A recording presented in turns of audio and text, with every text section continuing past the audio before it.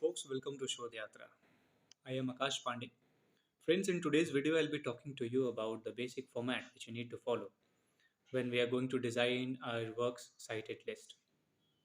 आप सबको पता होगा कि वर्क साइटेड लिस्ट जो MLA साइटेशन में हम फॉलो करते हैं वो बहुत इंपॉर्टेंट है, इसलिए ताकि हम उसके ज़रिए जिस भी सोर्सेज से हम अपने डेटा को कलेक्ट करते हैं उसको ड्यू एंट्री देते हैं, ड्यू क्रेडिट देते हैं।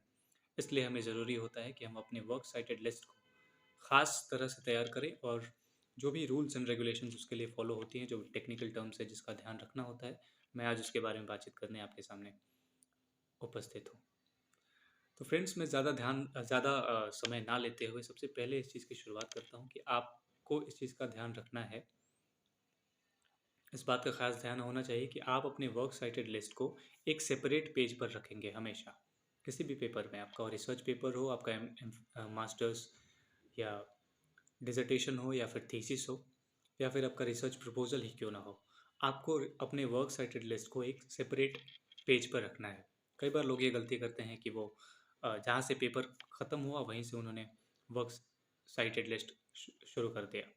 तो ये इस बात का ध्यान रखें और ये गलती ना करें। अपने वर्क साइटेड लिस्ट को हमेशा एक सेपरेट पेज पर रखें और साथ में आपका पेज नंबर भी फॉलो होता आएगा। आपको पूरे पेपर में जो पेज नंबर है वो आपके वर्क साइटेड लिस्ट पे भी आएगा। ठीक है, तो अपने पेज नंबर को कैसे लिखेंगे? MLA साइटेशन में हम पेज नंबर में लिखते हैं ऑथर का लास्ट नेम और पेज नंबर। ठीक है, इस चीज़ का ध्यान रखें।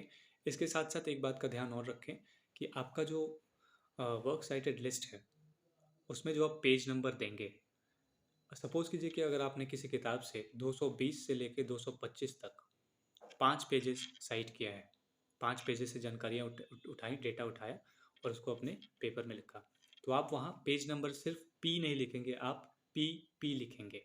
PP 220 से लेकर 225, ये तरीका होगा अगर आप एक से ज़्यादा पेज साइट करते हैं, वहाँ से जानकारी उठाते हैं तब। और वैसे ही ठीक तरह से अगर आपने सिर्फ एक पेज से जानकारी उठाई है तो आप सिर्फ लिखेंगे P। ठीक है, इस बात का ध्यान रखें। उसके बाद एक और ख़ास चीज़, जब आप अपने एक सेपरेट पेज पे वर्क्स साइटेड लिखते हैं, वर्क्स साइटेड, तो ये जो दो शब्द हैं वर्क्स साइटेड, इसको कंट्रोल+E करके सेंटर में कर देना है। और बहुत लोग ये गलतियाँ करते हैं कि वर्क्स साइटेड को बोल्ड कर देते हैं, इटैलिसाइज कर देते हैं, अंडरलाइन कर देते हैं, डिज़ाइन कर देते हैं। तो इस बात का ध्यान रखें कि कुछ भी डिज़ाइन नहीं करना। आपको वर्क्स साइटेड जो वर्ड्स हैं, इन दोनों, ये जो दो शब्द हैं, इन्हें वैसे ही छोड़ देना है, सिर्फ सेंटर में डाल के। इसको इटैलिसाइज नहीं करें, इसको बोल्ड नहीं करें, इसको किसी तरह से पेंट ना करें। इस चीज़ का ध्यान आप ज़रूर रखें। अगला चीज़ आप बिल्कुल सही से वर्क साइटेड बनाने के लिए जो फॉलो करेंगे, अगली चीज़ वो होगी कि आपका जो पेज नंबर का मैंने बताया था किस तरह से आप PP और P का फॉलो करेंगे। उसके बाद इस चीज़ का ध्यान रखें कि आपका जो कंप्लीट जो एंट्रीज होती हैं वो डबल स्पेस्ड होंगी। वर्क साइटेड लिस्ट में जो एंट्रीज होंगी आपकी वो डबल स्पेस्ड होंगी, डबल स्पेस्ड। आपको ये जो वर्ड जब आप यूज़ करेंगे तो उसमें स्पेसिंग, लाइन स्पेसिंग का जो ऑप्शन आता है उसमें आप 2 चूज़ करेंगे, 2.0। ठीक है, तो वो डबल स्पेस में हो जाएगा। उसके बाद सपोज़ कीजिए कोई एंट्री आप करते हैं, उस एंट्री में एक लाइन से जाके वो एंट्री थोड़ी बड़ी हो गई और वो एंट्री सब्सिक्वेंटली नीचे लाइन में भी आ गई, तो आप उसके सेकेंड लाइन को, किसी भी पर्टिकुलर एंट्री के अगर 2 लाइन से या एक से ज़्यादा लाइन्स में है, तो आप फर्स्ट लाइन को छोड़ के सेकेंड वाली लाइन जो है, नीचे वाली लाइन, उन सारी लाइन्स को आप इंडेंट करेंगे, जिसको हम हैंगिंग इंडेंट बोलते हैं। हैंगिंग इंडेंट कैसे करते हैं उसका मैं अभी वीडियो में आप साथ में देख रहे होंगे। आप इस स्टेप को फॉलो करें, आपको हैंगिंग इंडेंट आराम से आप कर पाएंगे। उसके बाद एक ख़ास बात और, आपके वर्क साइटेड लिस्ट की सारी एंट्रीज, जो भी आप अपने वर्क साइटेड लिस्ट में साइट कर रहे हैं, वो सारी एंट्रीज एक पीरियड या फिर फुल स्टॉप के साथ ख़त्म होती हैं। सारी एंट्रीज याद रखें, सारी एंट्रीज के बाद आप उन्हें एक फुल स्टॉप दे दें, जिसको हम पीरियड, रिसर्च के टर्म्स में पीरियड कहते हैं। फुल स्टॉप से ही ख़त्म करें, उसके अलावा कुछ नहीं। ये कुछ खास बातें हैं, याद रखें।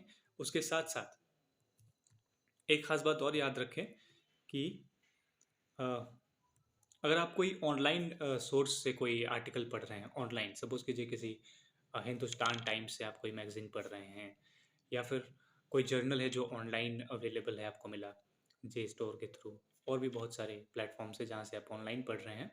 तो ध्यान रखें कि उस एंट्री के साथ साथ आप उस जो भी सोर्स है उसका URL ज़रूर देंगे। वो जो URL होता है वो ज़रूर वहाँ से कॉपी करके यहाँ पेस्ट करेंगे, और उसके साथ में आप लिखेंगे एक्सेस्ड ऑन। सपोज़ कीजिए कोई कोई भी आर्टिकल छपा है किसी ऑनलाइन न्यूज़पेपर में, किसी ऑनलाइन जर्नल में, वो छपा है 2015 में, लेकिन उसको अगर आप आज की डेट में यूज़ कर रहे हैं, तो आप उसका URL मतलब जो जो वेबसाइट है उसको वहाँ पे पोस्ट करेंगे, कॉपी पेस्ट करेंगे, और आप उसके साथ लिखेंगे एक्सेस्ड ऑन आज की डेट। मतलब आप बताएंगे कि इस आर्टिकल को आपने आज पढ़ा है, जो पब्लिश तब हुआ था। जो आप एंट्री में देखेंगे कि पब्लिश कब हुआ था, वो भी आप एंट्री में देंगे, और साथ में आपने कब पढ़ा वो आपके URL के बाद आएगा कि एक्सेस्ड ऑन। इससे सामने वाले को पता चलेगा कि आपने ये जो सोर्स है इस आर्टिकल को कब पढ़ा है। ठीक है। इन खास बातों का इन बातों का खास ध्यान रखें, जिससे आपका वर्क साइटेड लिस्ट बिल्कुल ही टेक्निकली स्ट्रॉन्ग होगा, उसमें कोई गलती नहीं होगी। Thank you so much.